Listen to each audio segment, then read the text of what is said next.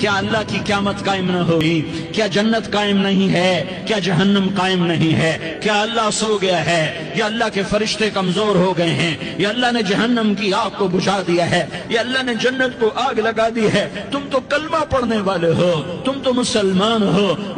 مسلمان کا بھائی ہوتا ہے، اس کا خون کا پیاسا نہیں ہوتا، اس کے مال اس کے مال پہ ڈاکہ نہیں ڈالتا، اس کے مال کو لوٹتا نہیں، اس کو حقیر نہیں سمجھتا، اسے ذلیل نہیں سمجھتا۔ مسلمان کا ساتھی ہے۔ ہم ایک قوم نہیں ہیں، ہم ایک امت ہیں۔ ہم ایک قوم نہیں ہیں، ہم ایک امت ہیں، اور ہمارے اندر کلمہ لا الہ الا اللہ محمد الرسول اللہ ہے۔ ہماری بہت بڑی حیثیت ہے۔ ایک مسلمان جو نہ نماز پڑھے، نہ روزہ رکھے، نہ حج کرے، نہ زکوٰۃ دے، اور ہر عیب اس کے اندر ہو، ہر گناہ اس کے اندر ہو، ہر برائی اس کے اندر ہو، وہ بھی میرے رب کا پیارا ہے۔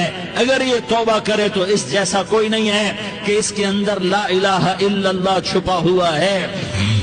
یہ لا الہ الا اللہ اتنی قیمتی طاقتور دولت ہے کہ میرے نبی کا فرمان ہے، ساتوں آسمان ایک پلڑے میں رکھو، ساتوں زمینیں ایک پلڑے میں رکھو، اللہ کی جنت کو ایک پلڑے میں رکھو، اللہ کی دوزخ کو ایک، اللہ کے فرشتوں کو ایک پلڑے میں رکھو، جبریل کو بٹھاؤ، میکائیل کو بٹھاؤ، اسرائیل کو بٹھاؤ، اسرافیل کو بٹھاؤ، جنت کو ڈالو، جہنم کو ڈالو، عرش کو ڈالو، فرش کو ڈالو، لوح کو ڈالو، قلم کو ڈالو، کرسی کو ڈالو، سورج کو اسی میں بٹھاؤ، چاند تاروں ستاروں سیاروں کو بٹھاؤ، ساتوں آسمان ساتوں زمینوں کو بٹھاؤ، سیاروں ستاروں کو پکڑ کے بٹھاؤ، دریا سمندر پہاڑ لوہا تانبا پیتل چاندی انسان جنات فرشتے سارے مل کر ایک پلڑے میں بٹھاؤ، ایک پلڑے بٹھاؤ، اور ایک چھوٹے سے پرچے پر لا الہ الا اللہ لکھ کر دوسرے پلڑے میں ڈالو، پھر اس کو